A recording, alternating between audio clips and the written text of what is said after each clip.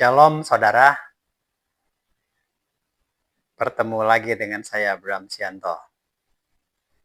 Kiranya damai sejahtera dari Allah kita, Bapa kita, Tuhan kita, Gembala kita, Penasehat Agung kita, Yesus Sang Kristus menyertai kita semua. Di nomor 6 ini akhirnya kita bertemu di ayat yang spesial ini. Kira-kira jam 3 berserulah Yesus. Eli, Eli, lama sabachthani. Artinya, Allahku, Allahku, kenapa engkau sangkal aku? Kenapa aku ditolak? Matius 27 ayat 46. Inilah jeritan Yesus di tiang salib karena disiksa. Dan inilah ayat yang jadi persatuan tafsir antara Islam, Tritunggal, Saksi Yahova, dan Mormon dalam hal menolak Yesus sebagai Allah. Kalimat tafsirnya tentu beda-beda, tapi rohnya sama. Sama-sama mengatakan Yesus itu bukan Allah, sama-sama mengatakan Yesus itu ialah korban perbuatan dari Allah, sama-sama mengatakan Allah pelanggar Taurat ke-6. Allah telah membuat Taurat pertama, berkata, Aku YHWH Allahmu, jangan ada Allah lain bagimu selain aku. Taurat yang ke-6 berbunyi, jangan engkau membunuh. Ini tertulis di Keluaran 20 ayat 13. Di kitab Imamat juga ada firman Allah tertulis, jangan tumpahkan darah, apalagi darah orang tidak bersalah. Tapi menurut Tritunggal, Saksi Yahova dan Islam, Allah telah melanggarnya. Memang kalimat tafsir mereka tidak mengatakan Allah adalah pelanggar Taurat ke-6, tapi itulah rohnya. Bahkan secara semiotika, sama dengan mengatakan Allah itu pelaku pembunuh berencana, karena semua itu terjadi atas kehendak Allah. Jadi sesuai nasihat Rasul Yohanes di 1 Yohanes 4 ayat 1, jangan percaya setiap ajaran, tapi ujilah ajaran itu. Marilah kita uji.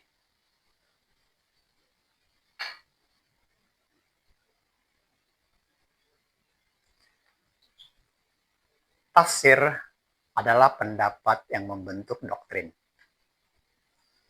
Dalam konteks Kristen, doktrin sama dengan ajaran yang dijadikan sebagai hukum guna membentuk iman jemaat.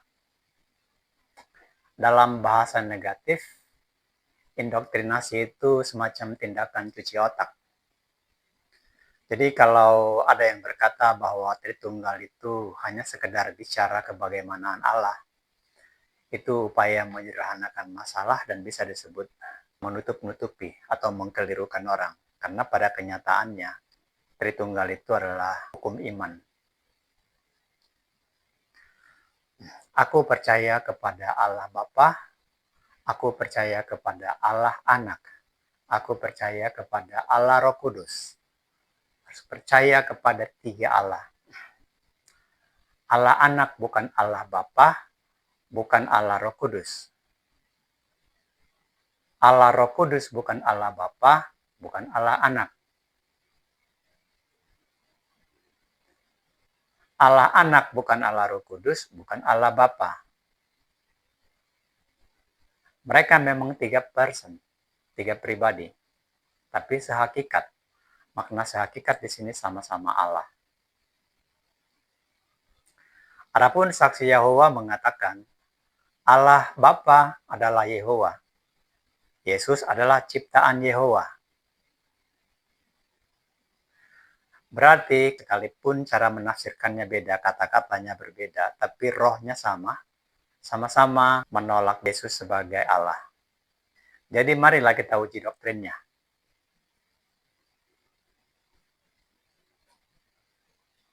Untuk sejenak kita ngalor ngidul dulu. Kita bikin grounding. Saya mau katakan begini bahwa jerit Yesus di tiang salib ialah pesan rahasia. Jeritan Yesus itu bukan pesan polos, tapi pesan rahasia yang bisa disebut sebagai pesan tersandi atau encoded message. Jeritan Yesus disalib, saya jelaskan perlahan, karena kita sedang berhadapan dengan sebuah ayat yang sudah ribuan tahun dijadikan tempat berdiri doktrin Allah jamak, Allah Tritunggal.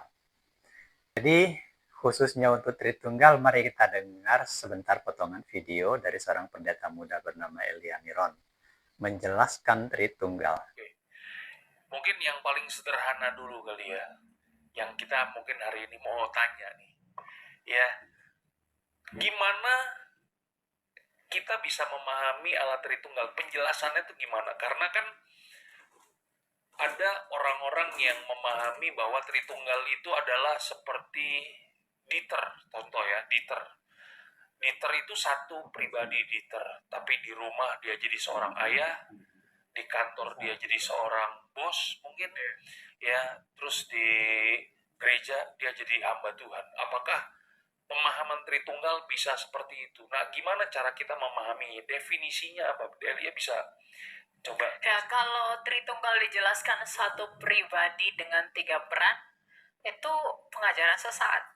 Namanya itu modalisme atau onesemi-sabellianism. Nah, jadi kalau dikatakan Tritunggal itu seperti misalnya Elia di sini jadi pengajar, di sekolah jadi pelajar, di rumah jadi anak. Satu pribadi hanya saja 3 peran. Kalau satu pribadi saya dengan 3 peran, bisakah kepelajaran saya berkomunikasi dengan keanakan saya dalam waktu yang bersamaan? Pasti nggak bisa. Roh Allah telah membuat aku dan dan nafas yang maha kuasa membuat aku hidup. Nafas. Jadi roh Allah itu adalah hayatnya Allah yang berpribadi. Berarti sang Bapa tadi, Allah yang esa, sang sumber itu, dia menjadikan segala sesuatu menggunakan firman-Nya yang ada di dalam dia dan menghidupinya dengan rohnya yang kudus. Makanya ketika manusia dicipta, dia dihembusi roh enggak? Ya. Karena itu hayatnya Bapa. Jadi ini pemahaman Tritunggal ini sebenarnya cuma ini. Allah yang esa yang adalah sang Bapa yang di dalam dirinya berdiam firman dan rohnya. Ini harus teman-teman pahami sebelum mengenal Yesus. Karena Yesus itu nanti firman yang jadi manusia. Jadi Yesus itu bukan Bapa. Jangan sebut Yesus sebagai Bapa. Itu penghinaan kepada anak. Jadi Bapakku, Yesusku, jangan pernah. Kalau ada orang yang bilang, Tuhan Yesus, Bapa yang mulai, kamu sesat. Karena Alkitab tidak pernah ngomong begitu.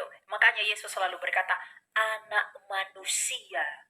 Anak manusia, anak manusia. Yang dilihat Daniel dalam penglihatannya itu apa? Anak manusia. Jadi jangan sebut Yesus sebagai Bapa. Tapi Elia di dalam Yesaya 9 ayat 5 dia disebut sebagai Bapa yang kekal. Bapa yang kekal itu tidak ada di naskah Septuaginta. Itu hanya ada di naskah Masorah buatan orang Yahudi untuk membelokkan dan mengaburkan mengenai siapa Mesias itu. Jadi kira-kira sampai sini paham nggak mengenai Allah yang esa itu? Oke, seperti kita dengar tadi, itulah indoktrinasi Tritunggal, yaitu menolak Yesus sebagai Allah atau menolak Yesus sebagai Bapa. Tentang itu tidak usah saya tanggapi lagi karena sudah dikupas di presentasi nomor 2 dan nomor 3. Presentasi nomor 3 itu adalah bagian penting untuk Anda dengar kembali demi melihat fakta bahwa para rasul sebenarnya justru mengajari kita untuk mengakui Yesus sebagai Bapa.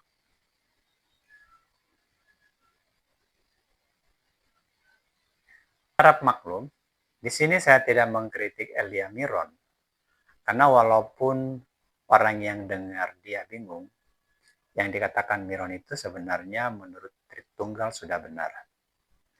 Jadi bila Anda termasuk orang yang bingung, itu normal. Karena bahkan menurut Dr. Stephen Tong, seorang guru besar Tritunggal, mengatakan Tritunggal itu adalah kebenaran yang membingungkan. Jadi walau Anda masih bingung, Anda harus terima itu sebagai kebenaran. Nah, tujuan saya membawakan potongan video itu di sini hanya untuk sekedar menunjukkan kebagian di mana Elia bertanya. Nah, jadi kalau dikatakan Tritunggal itu seperti misalnya Elia di sini jadi pengajar, di sekolah jadi pelajar, di rumah jadi anak. Satu pribadi hanya saja 3 peran. Kalau satu pribadi saya dengan 3 peran, bisakah kepelajaran saya berkomunikasi dengan keanakan saya dalam waktu yang bersamaan? Pertanyaan Miron itu tentu terkait kepada kasus jeritan Yesus di tiang salib atau semacam doa Yesus di Getsemani. Bila bukan Tritunggal, bisakah Bapa pada saat bersamaan komunikasi dengan anaknya? Tentu itu juga lah yang menjadi pertanyaan Anda. Bila Yesus bukan Tritunggal, kepada siapa Yesus menjadi panggil Bapa? Itu pertanyaan banyak orang. Dan itulah yang akan kita jawab dalam presentasi ini.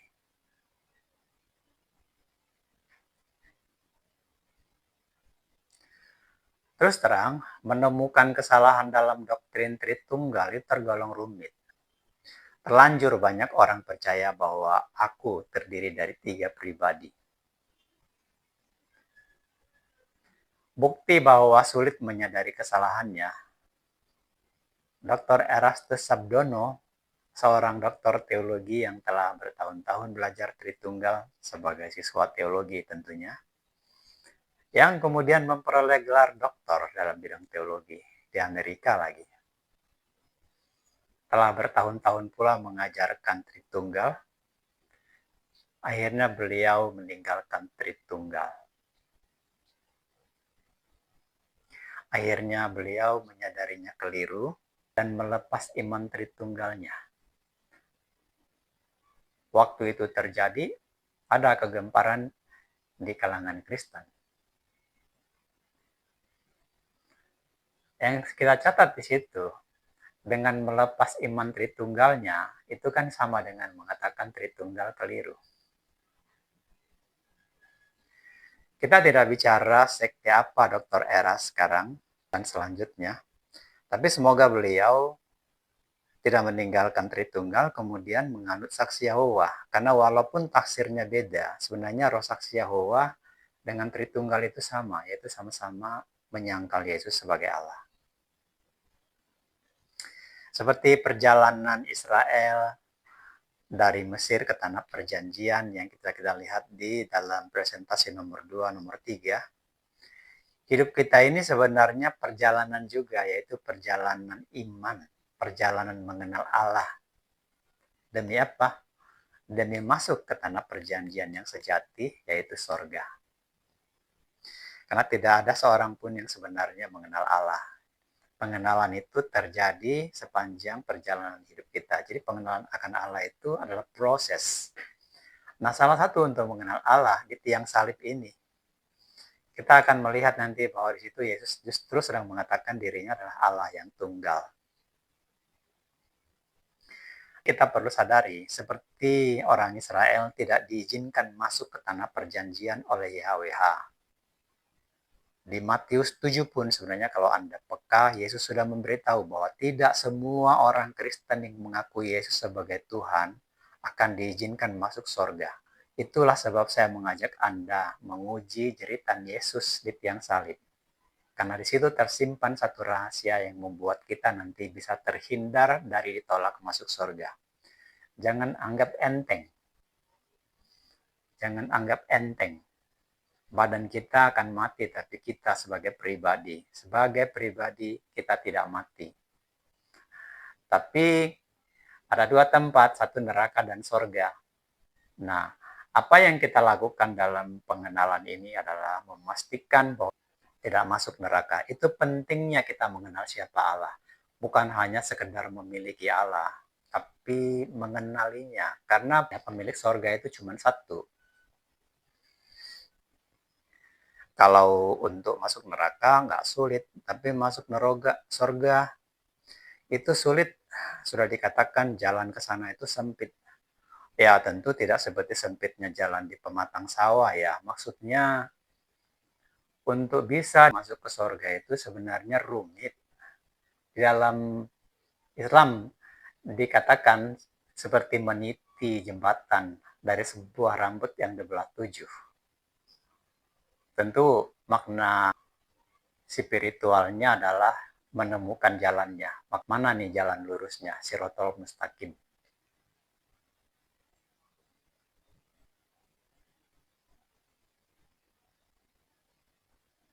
Oke, membicarakan jeritan Yesus di tiang salib.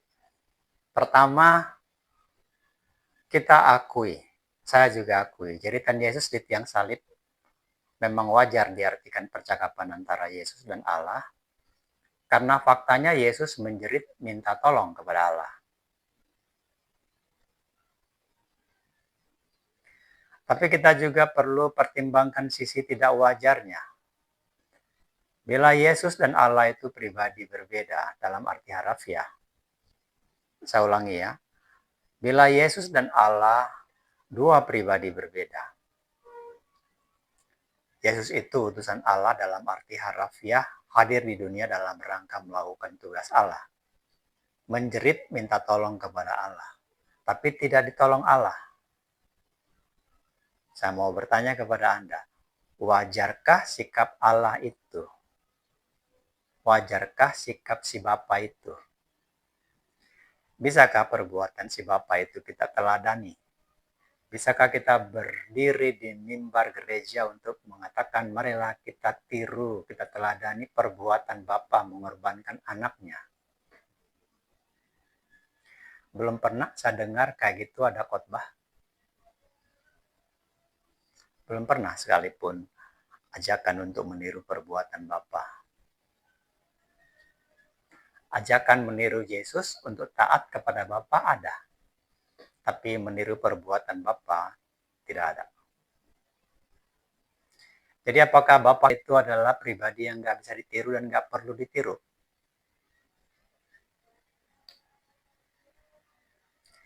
Lagi pula bagaimana bisa Bapa yang penuh kasih itu mengabaikan Yesus, anaknya? Kalau dia mengabaikan anaknya sendiri, lalu apa dasar yang baik buat kita mengakui dan mempercayai bahwa dia akan mengasihi kita juga? Terus terang, dengan teologi yang demikian, sebenarnya arti kasih itu jadi kabur.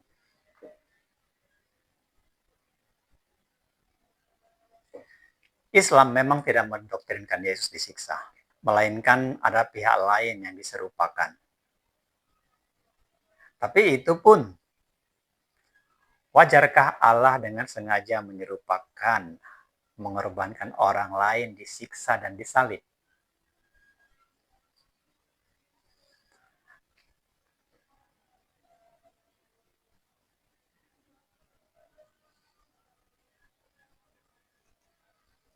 Nah, waktu saya belum mengerti apapun tentang teologi, masih berlandas naluri dan intuisi seorang anak, saya berpikir tidak wajarnya tafsir yang demikian. Saya berkata dalam hati, mana mungkin Allah sengaja melanggar Taurat ke-6 yang berbunyi jangan membunuh. Apalagi orang tidak berdosa. Karena dia sendiri yang bikin hukum itu.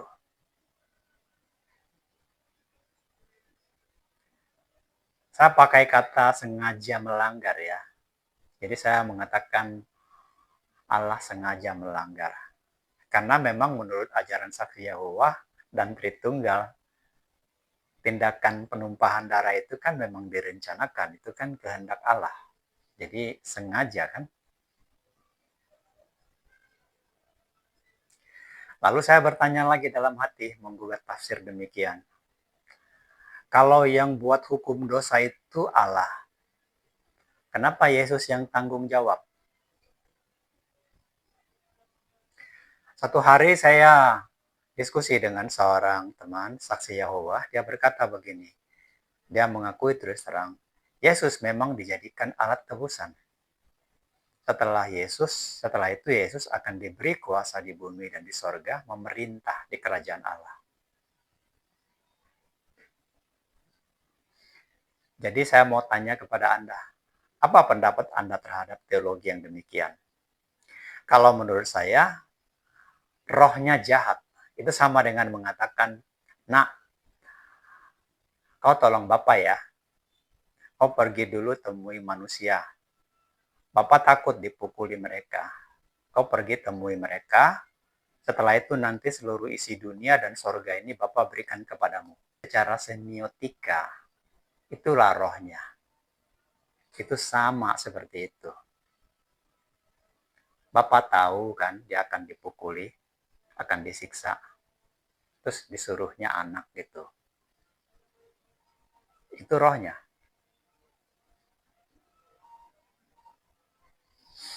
Dan bagaimanapun bunyi kalimatnya, tentang imbalan jadi raja atas seluruh bumi dan sorga itu sebenarnya sama dengan tawaran iblis. Jika engkau sembah aku, maka semua akan kuberikan kepadamu.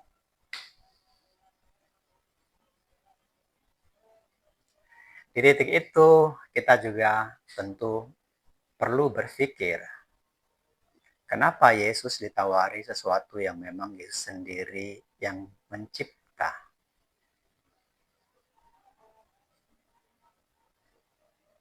Lalu saya sadari, tentu ada teka-teki di situ. Belakangan saya sadari, memang ada rahasia di situ. Itulah sebabnya saya katakan jeritan Yesus di tiang salib kepada Bapa adalah pesan tersandi. Karena ada pesan rahasia di situ kepada kita.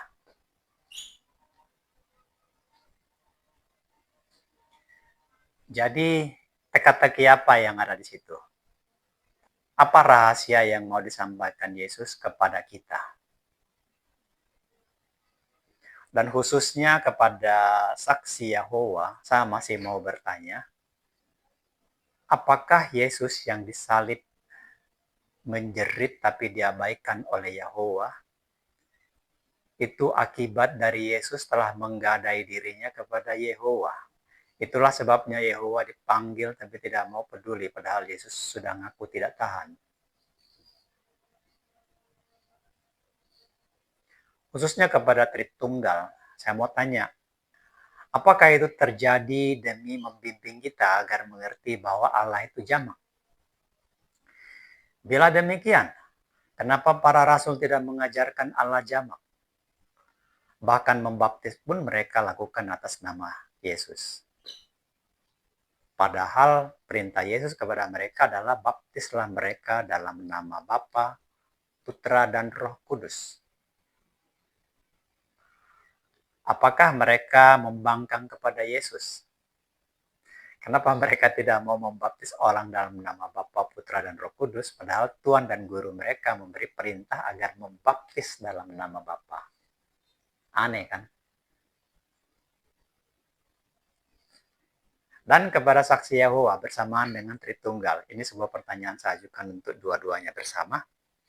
Apakah Yesus dibunuh sebagai bimbingan mengatakan bahwa Allah itu butuh penumpahan darah?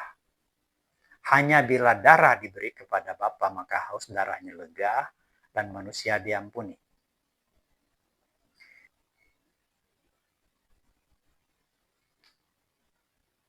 Nah, saudara, setelah didekripsi, coba lihat.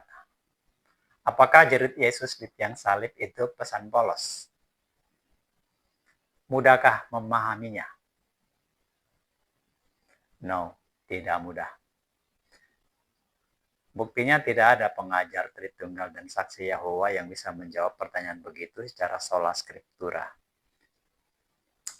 Bukan hanya sekali dua kali kita dengar pengajar Tritunggal berkata, jika bicara soal Yesus dan Bapa, jangan pakai logika.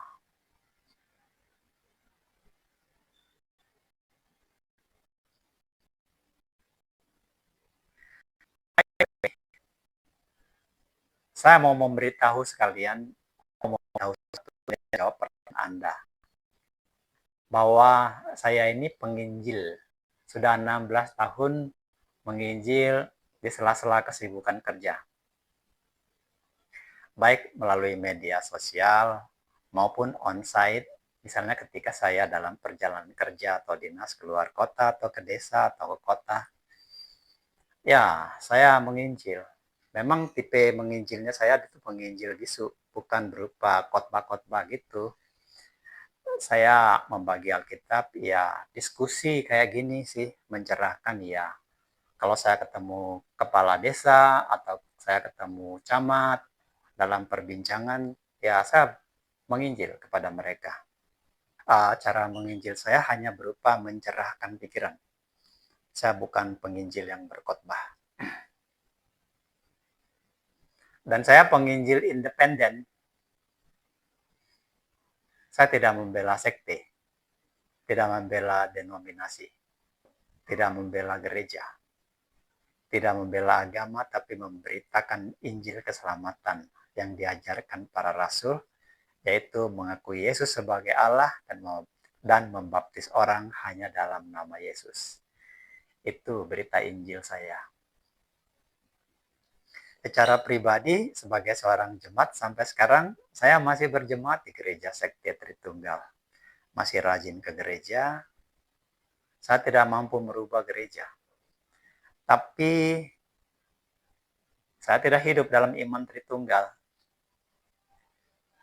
Jadi cara saya memberi masukan kepada gereja sekarang adalah menulis buku penginjilan berjudul Meretas Belenggu Kegagalan Mengenal Yesus. Ini saya kasih tahu ya.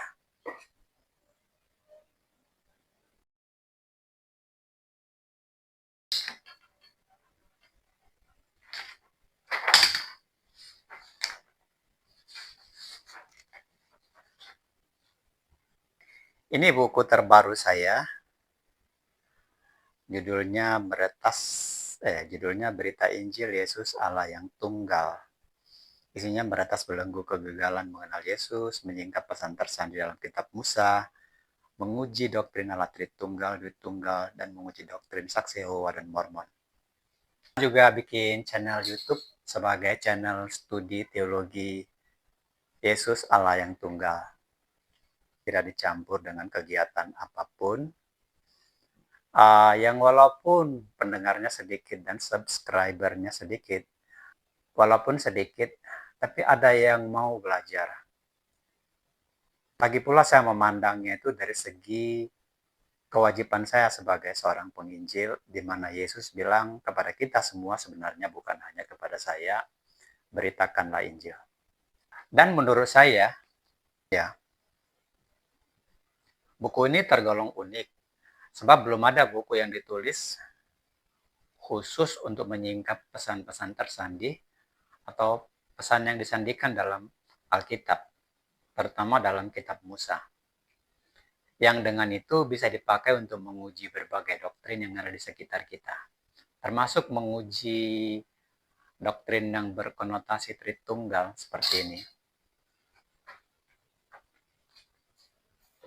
Terdengar suara dari sorga berkata, inilah anakku yang kukasihi dan kepadanya aku berkenan. Ya Bapakku, jikalau sekiranya mungkin, biarlah cawan ini berlalu dariku, tapi janganlah seperti yang ku kehendaki, melainkan yang kau kehendaki. Kepadaku telah diberikan segala kuasa di sorga dan di bumi. Itu semua saya tulis di sini, di buku ini. Dan ada sekitar 40 pesan tersandi yang dari kitab Musa. Jadi menurut saya Anda perlu beli buku ini. Ada baiknya Anda meluangkan waktu membaca atau membeli buku ini, karena yang bijak itu kan kita tidak menganggap remeh sesuatu. Karena bisa jadi kita telah menolak sesuatu apa yang sebenarnya kita perlukan. Banyak orang menolak Yesus, padahal Yesus itu juga bikin sakit enggak, bayar juga enggak. Tapi telah dinubuatkan bahwa banyak orang memang menolak keselamatan itu dengan cara yang tidak dimengertinya.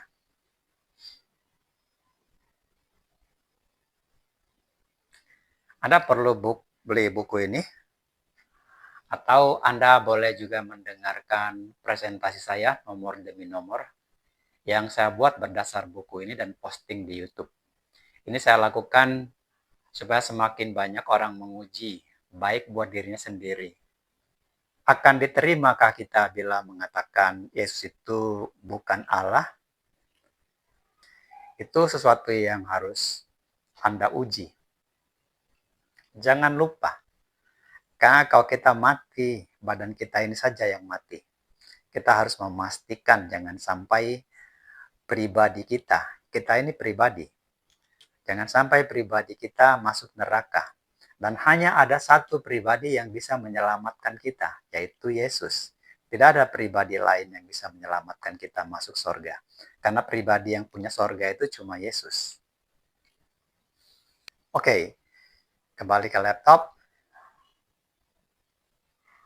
Mungkin Anda bertanya, apa itu pesan tersandi?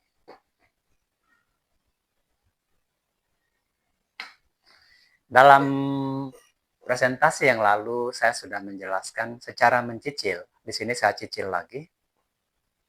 Pesan tersandi itu adalah pesan rahasia. Pesan rahasia dari Allah kepada kita. Karena Allah itu adalah roh, dia berbicara kepada kita pun melalui roh dalam pikiran. Ini satu bagian yang saya jelaskan sekaitan dengan tema kita mengungkap pesan Yesus. Apa rohnya sebenarnya yang perlu kita pahami dari Yesus di situ. Jeritan Yesus di tiang salib ialah sebuah pesan tersandi alias bahasa roh di mana tersimpan rahasia atau pesan yang tidak kita duga-duga diberitakan di situ buat kita. Jadi rahasia apa yang tersimpan dalam jeritan Yesus itu? Ya, jawabannya rahasia pengenalan akan Allah.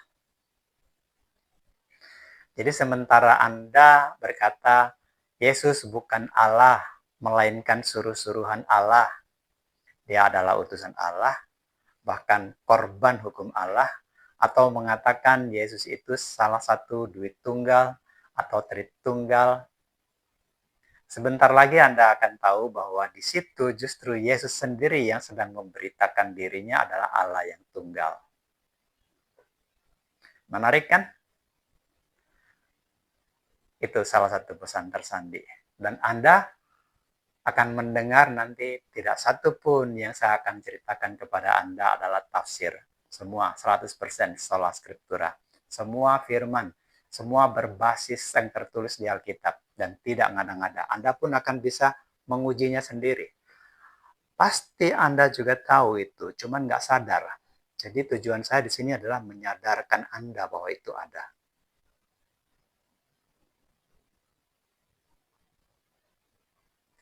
Tapi untuk tiba di situ, kita harus lakukan sejumlah dekripsi.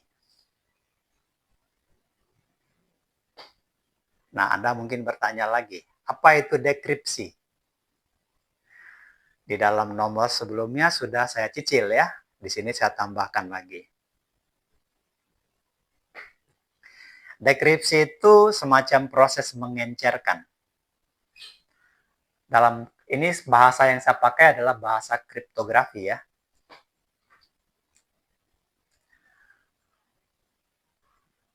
Dekripsi itu semacam proses mengencerkan pesan yang dienkripsi atau pesan yang dipadatkan. Jadi dekripsi diperlukan karena kita sebenarnya memang sedang berhadapan dengan sebuah pesan yang tersandi atau pesan padat. Misalnya ada sebuah bungkusan, di dalamnya ada isi. Kan bungkusannya harus dibuka dulu.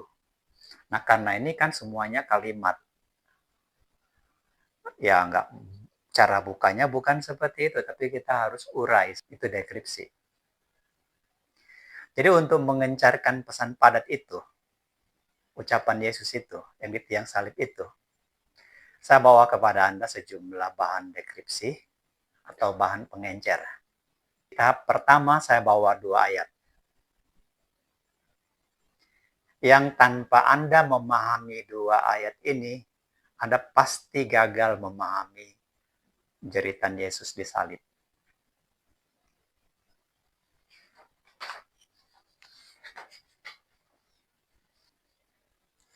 Ya, saya bacakan buat Anda. Yang nomor 1, jangan sangka aku datang meniadakan Taurat atau kitab para nabi. Aku datang bukan meniadakan, tapi untuk menggenapi. Matius 5 ayat 17. Ayat populer kan?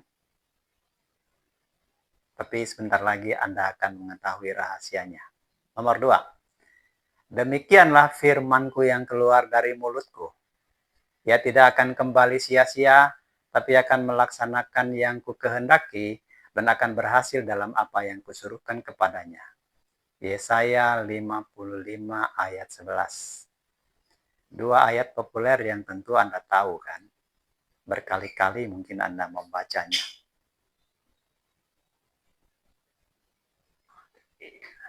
Kedua ayat populer itu tidak disadari banyak orang sebagai bagian dari deskripsi menyingkap pesan sejati Yesus yang berteriak di tiang salib. Pasalnya, mayoritas Kristen sudah terlanjur mengartikan ayat ini semacam mengatakan Taurat itu belum lengkap dan menjadi lengkap setelah Yesus datang. Taurat itu belum lengkap karena belum ada hukum kasih. Jadi ketika Yesus sudah datang menjadi lengkap. Taurat tidak berlaku lagi, diganti dengan hukum kasih. Demikianlah kebanyakan Kristen mengartikan ayat yang satu ini. Di seputar itu artinya. Yang tentunya itu keliru. Mana yang benar? Sebentar lagi akan saya jelaskan kepada Anda. Yang nomor 2 ini dulu.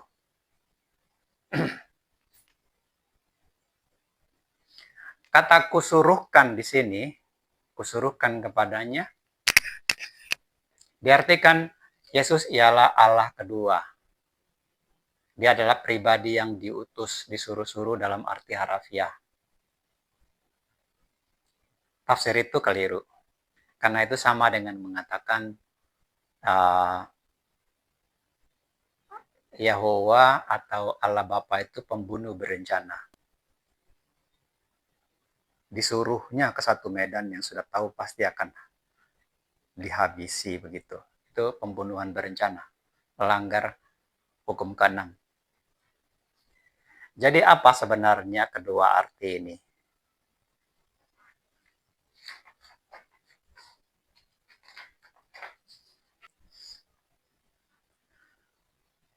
Aku datang menggenapi Taurat. Di tempat paling utama, maksudnya adalah menggenapi Taurat ini. Di tempat paling utama, inilah yang digenapi. Aku YHWH Allahmu, jangan ada Allah lain bagimu selain aku.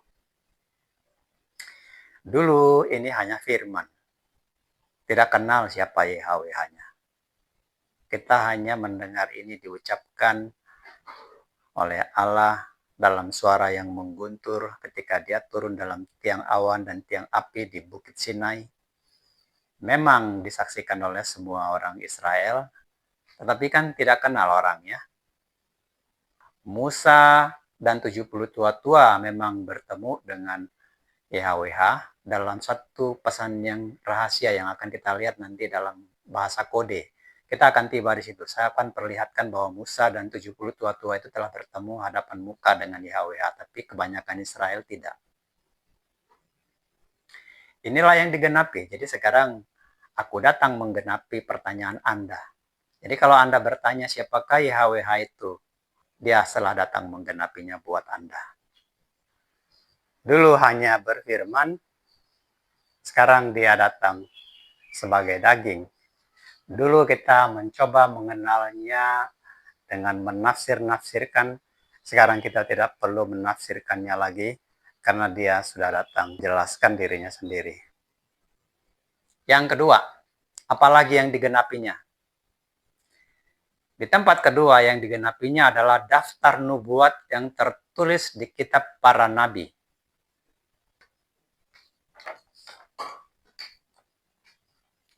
Nanti saya tunjukkan kepada Anda daftarnya, tapi kita bereskan dulu ini. Jadi sebenarnya terjemahan itu nggak begitu cocok ya. Kita harus lihat terjemahan yang ada di kitab bahasa Yunani dan bahasa Inggris. Saya buatnya begini, di KJV, sebenarnya inilah yang benar. Demikianlah firmanku, demikianlah nubuatku yang keluar dari mulutku. Tidak akan kembali kepadaku dengan sia-sia, tapi akan menyelesaikan kehendakku dalam semua hal yang menjadi tujuanku. Atau demikianlah kehendakku atau firmanku yang keluar dari mulutku, tidak akan kembali kepadaku dengan sia-sia, tapi menggenapi semua yang ku kehendaki. Secara umum, nubuat itu adalah ramalan. Secara umum ya. Tapi sesuai konteks ayat tadi, nubuat ialah ucapan Allah yang difirmankan sekarang untuk terjadi kemudian tanpa satupun dari yang difirmankan itu atau dinubuatkan itu akan batal. Tidak ada yang sia-sia. Semua yang dinubuatkan pasti akan digenapi. Waktu penggenapannya beda-beda, tapi tidak akan ada yang batal. Itu konteksnya. Sekarang Anda bisa membandingkan makna sebenarnya dibanding yang sudah selama ini Anda dengar dari ajaran Tritunggal. Nah sekarang untuk melihat ini benar, saya akan menunjukkan daftar nubuatnya, temanya. Nubuat itu berlapis-lapis ya. Tapi sekarang saya kembali ke sini dulu. Jadi dengan adanya Anda mendengar ini sekarang, maka Yesus itu bukan firman Allah, tapi Allah itu disebut Yohanes Sang Firman. Benar di sini. Yesus itu yang berfirman. Jadi firman-Nya tidak akan ada yang kembali sia-sia. Tidak akan ada yang kembali, tidak ada yang sia-sia. Sebetulnya tafsir bahwa Yesus itu adalah firman Allah terlalu lemah. Kenapa lemah? Karena sumber utama tafsir itu sebenarnya 1 Yohanes 1. Tidak ada rasul lain yang mengatakan Yesus itu firman Allah. Dan tafsir itu sebenarnya terlalu lemah karena tidak dikatakan di situ bersama-sama. Tritunggal terlalu memaksakan, dikatakan firman itu bersama-sama dengan Allah. Tapi firman itu sama dengan Allah, ya. Kalau kita lihat, Anda yang boleh bahasa Yunani, silakan cek kembali Alkitab Yunani. Yang dikatakan di sana sama, bukan together dalam pengertian firman dan Bapa itu, firman dan Allah itu bersama dalam seperti bahasa Inggris kita kenal together. Tapi with. Jadi artinya firman itu sama dengan Allah. Tapi saya mengartikan sang firman itu sama dengan Allah. Ini bukti konfirmasinya bahwa tafsir Tritunggal keliru. Ini buktinya.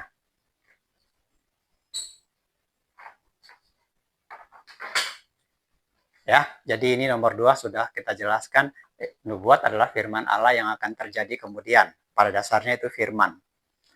Demikianlah nubuatku yang keluar dari mulutku, ya tidak akan kembali sia-sia.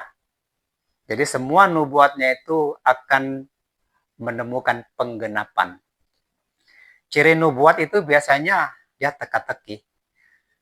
Nubuat itu, maka saya bilang dia bahasa roh atau pesan tersandi. Karena untuk menyelesaikan dan memahami sebuah nubuat, itu biasanya harus direma dulu dalam pikiran berlama-lama. Harus dimeditasikan dulu, memikirkannya apa ya, gitu. Setelah sekian lama difikirkan, akan datang semacam pengertian dalam pikiran kita dari Allah. Hal ini saya jelaskan sekaligus menjawab pertanyaan orang yang bertanya, apa sih pesan tersandi itu? Ya, pesan tersandi itu salah satunya nubuat. Pesan tersandi itu encoded message itu adalah bahasa kriptografi. Tapi nubuat salah satunya. Nanti kita akan temukan lagi jenis pesan tersandi di kitab Musa yang berbeda penampilannya. Dia berupa simbol-simbol. Tapi saya bisa jelaskan nanti kepada Anda.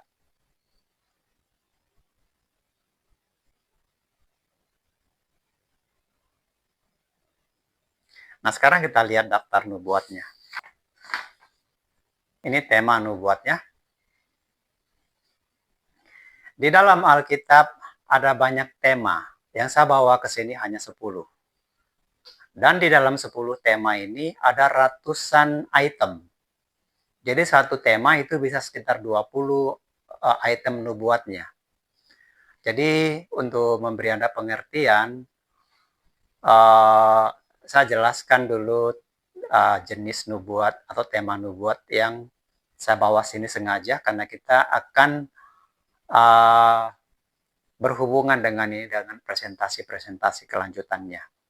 Satu, nubuat masa depan Abraham. Ketika Abraham dijanjikan dapat anak, lama nggak dapat, puluhan tahun kemudian akhirnya dapat juga.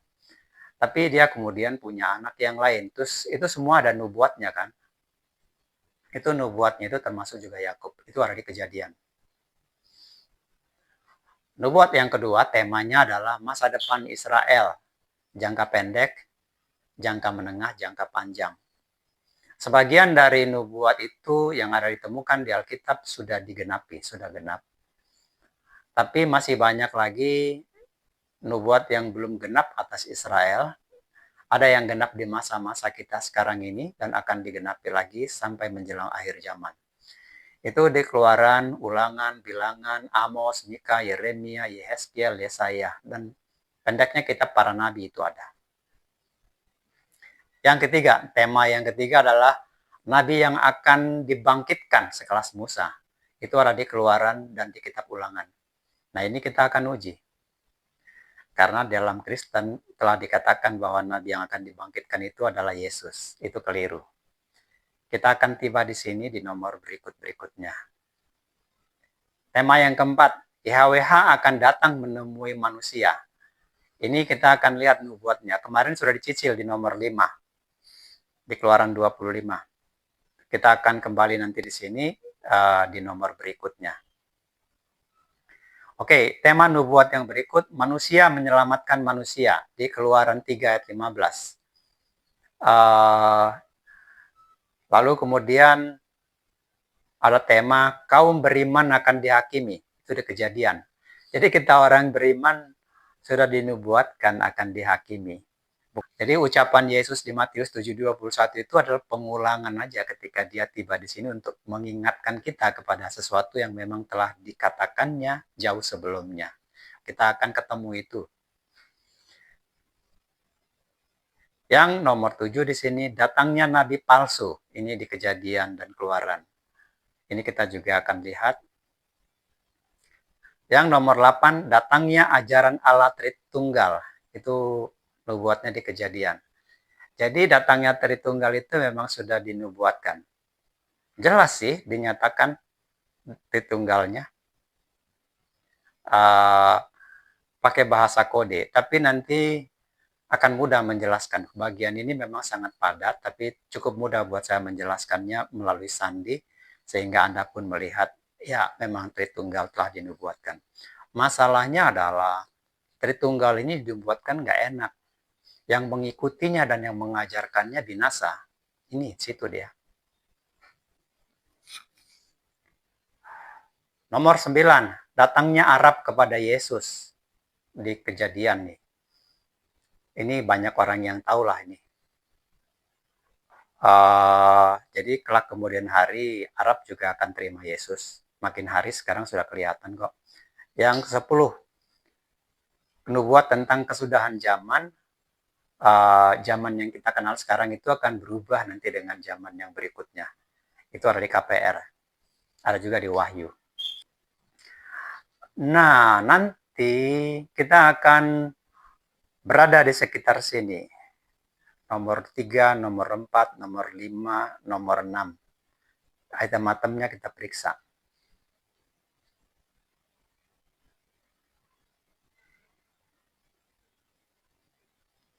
Mungkin Anda bertanya ya, seberapa banyak sih jumlah item nubuat yang ada di seluruh Alkitab? Saya pun tidak tahu. Ada yang pernah bertanya, memang tidak pernah menghitung, kalau dihitung pun nggak akan bisa persis. Karena nubuat itu kan tersamar, kita akan temukan dia sesuai konteks. Perlu waktu lah pokoknya untuk menyadarinya. Temanya juga beda-beda. Ini kan tema populer nih.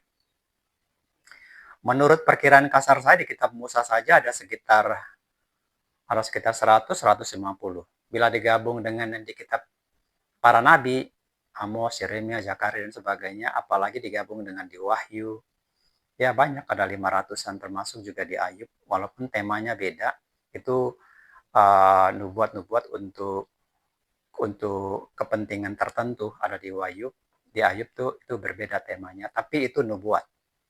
Nah, ini akan kita periksa nanti. Manusia menyelamatkan manusia. Oke, yang dua ini saya sudah jelaskan kepada Anda. Sekarang Anda sudah punya pengertian yang benar tentang ini. Aku datang menggenapi Taurat, satu lagi. Demikianlah firmanku yang keluar dari mulutku tidak akan sia-sia. Kembali ke laptop. Oke, jadi kita baru menyelesaikan kira-kira 40% atau hampir 50%. Bahan deskripsi kedua yang perlu saya bawa kepada Anda ialah memeriksa item nubuat yang telah digenapi Yesus sebelum disalib. Tapi hal ini kita pending sampai minggu depan. Maksud saya, karena sudah cukup encer, sudah selesai 50%, maka sisa 50% itu saya sisakan buat Anda sebagai kesempatan berlatih mendeskripsi. Setidaknya Anda berlatih dulu sehingga nanti ketika kita tiba di kitab Musa tentang pesan-pesan yang disampaikan secara lebih padat, seperti misalnya Tritunggal itu, Anda jadi bisa memahami, jadi bisa baca, ya paling tidak mengerti lah cara menyelesaikan nubuat-nubuat yang sederhana gitu. Sehingga akibatnya nanti kita nggak akan membaca kitab Wahyu nafsir-nafsir, karena terlalu banyak orang berpretensi mampu membaca kitab Wahyu, tapi nggak ada tanggung jawab teologinya gitu loh. Kayak kitab Wahyu itu jadi kayak diperlakukan kayak kitab primbon gitu, dibaca-baca kemudian diterjemahkan suka hati gitu. Seperti pernah saya dengar wanita yang masih di gunung itu diterjemahkan sebagai Bunda Maria. Maaf kata, saya tuh tidak anti Maria. Kan tokoh-tokoh Alkitab kita hormati semuanya. Saya cuma mengatakan, baca kitab Musa juga kalau belum benar, nggak mungkin bisa baca kitab Wahyu. Salah satu landasan untuk bisa memahami kitab Wahyu, harus mengerti dulu kitab Musa. Karena kitab Wahyu itu kelanjutan daripada apa yang di kitab Musa. Nah, kalau Anda baca kitab Musa, memang faktanya Anda hanya menemukan legenda di sana, cerita yang Anda hafal, titik komanya pun mungkin Anda hafal. Tapi sorry, di balik teks-teksnya itu ada pesan-pesan yang disandikan. Nanti Anda akan lihat. Jadi silakan berlatih sampai ketemu minggu depan. Kita cocokkan hasil yang Anda dapat dengan yang saya presentasikan. Tapi dari sekarang bahwa hasil akhir daripada jeritan Yesus di tiang salib, justru Yesus sedang memberitahu dirinya adalah Allah yang tunggal. Dan Anda akan lihat nanti itu akan selesai 100% sola scriptura. Tidak ada tafsir. Oke, sampai ketemu minggu depan.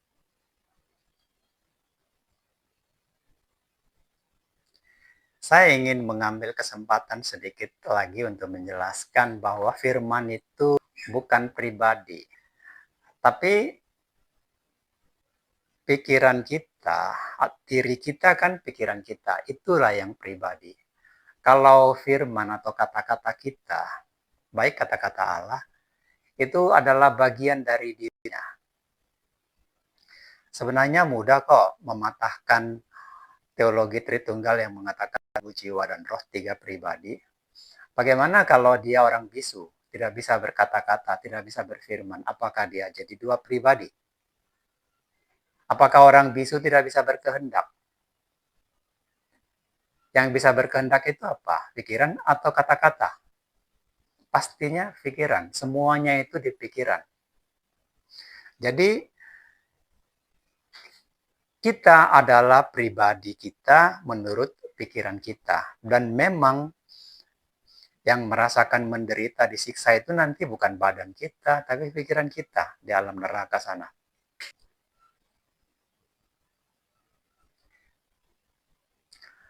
Sejauh teologi, saya sudah menolong Anda melihat bahwa firman itu bukan pribadi.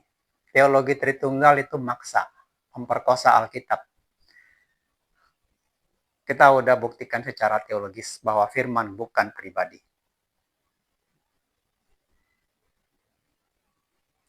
Oke, by the way, satu hal lagi, saudara-saudara, adalah tanggung jawab kita. Karena Injil itu, keselamatan itu gratis, sama seperti ketika dulu YHWH, Allah yang belum menyatakan diri itu kepada Yehezkiel. Kepada kita ada tugas di generasi kita masing-masing. Sama seperti ke Yehezkiel dulu, yang kalau dia tidak melaksanakan tugasnya, maka dia juga akan dibuang, tidak akan selamat. Sama dengan kita sekarang. Nah, saya akhiri di sini dulu. Kita akan bertahap-tahap. Tapi please, Anda boleh rekomendasikan channel saya kepada tetangga yang ingin mengenal Yesus, kepada saudara yang ingin mengenal Yesus. Karena saya tuh membuat nomor demi nomor sehingga orang bisa ikuti.